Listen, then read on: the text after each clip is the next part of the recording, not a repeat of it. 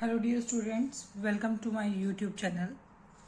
Today's topic for the discussion is the regular expression. Students, regular expression are useful for representing certain set of strings in algebraic fashion. Actually, these describe the language accepted by the finite automata. Regular expression consists of sequence of sub-expression.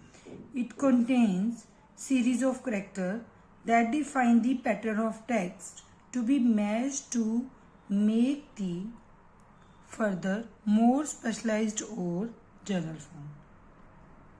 There are some applications of regular expressions are data validation, data scraping, especially web scraping, data wrangling, simple parsing, and the production of the syntax highlighting system.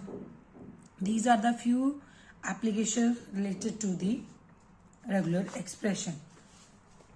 The recursive definition of a regular expression over sigma is, first one,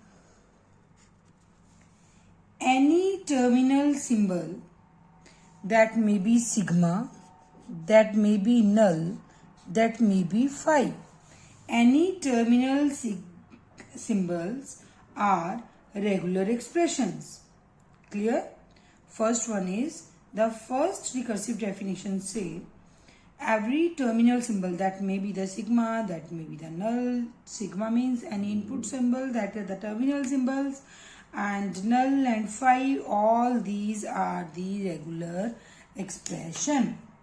And in second case, the union of two regular expression. Let us suppose R1 and R2 are the two regular expression, and the union of these regular expressions are indicated as R1 plus R2.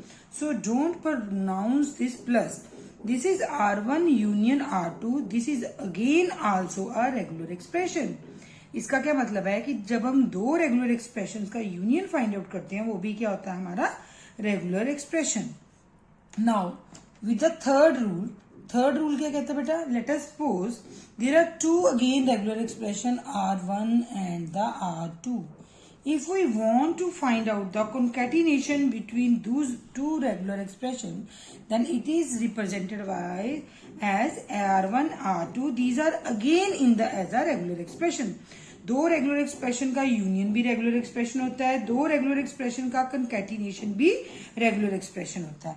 Now for the fourth rule क्या कहता है कि अगर हमारा R1 कोई क्या है, late us suppose R हमारा रजे क्या है, कोई भी एक रेगुलर एक्सप्रेशन है.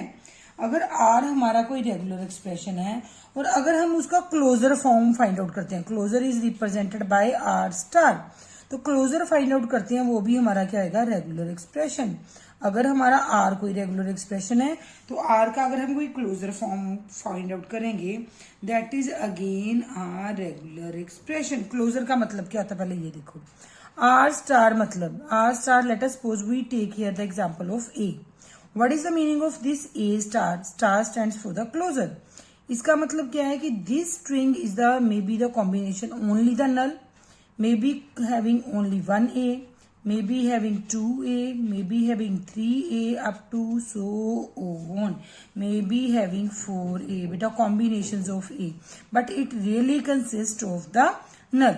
पर अगर मैं इसी चीज को बेटा लिखती हूँ A प्लस, कहीं तुम पढ़ोगे जब आगे मैं रेगुलर एक्सप्रेशन पढ़ाना शुरू करोगे तो स्टार की बजाय यहाँ पे प्लस का सिंबल है, तो प्लस का सिंबल मतलब क्या है, रेस्ट ऑफ ऑल स्ट्रिंग आएगा एक्सेप्ट दिस नल. तो this means this is the combination of single A, twice A, thrice A, and up to so on.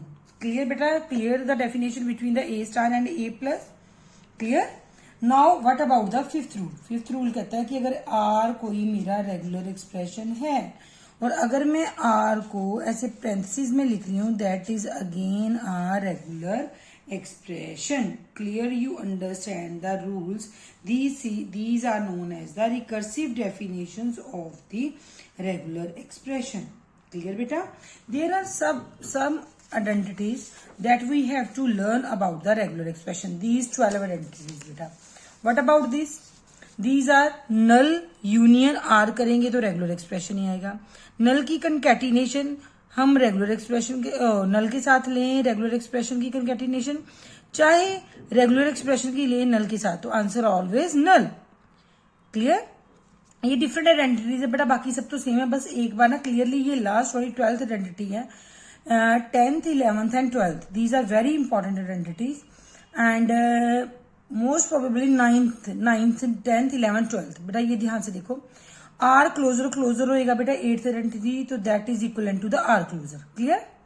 अगर null plus R into R closure हो, चाहे null into R closure into R हो, that is equal to R closure. Clear? Next P Q closure, P Q whole closure into P, तो बेटा ये किसके equal होता है, चाहे पी हम इसको हम क्या लिख सकते हैं, P into Q P closure, one of the same thing. P union Q closure, very important बेटा, this union is converted into a concatenation, this is equal to the P closure individually, concatenation Q closer whole closer। Clear बेटा? Also write as P closure union Q closure into a, बेटा तीनों equivalent होते हैं। अब राजी जो 12th है, listen it carefully, P union Q R, R बाहर है बेटा, तो अगर R बैक साइड पे है, ध्यान से देखना इस आइडेंटिटी को, अगर हमारा R बैक साइड पे है तो we write it P R, not R P. There is a different definition for P Q and P R and R P. Okay, P R regular expression is not equivalent to the R P, ये बात याद रखनी है बेटा, very important.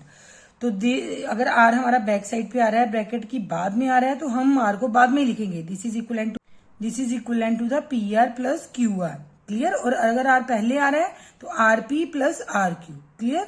Hope you understand the identity बेटा। If you understand then like the lecture.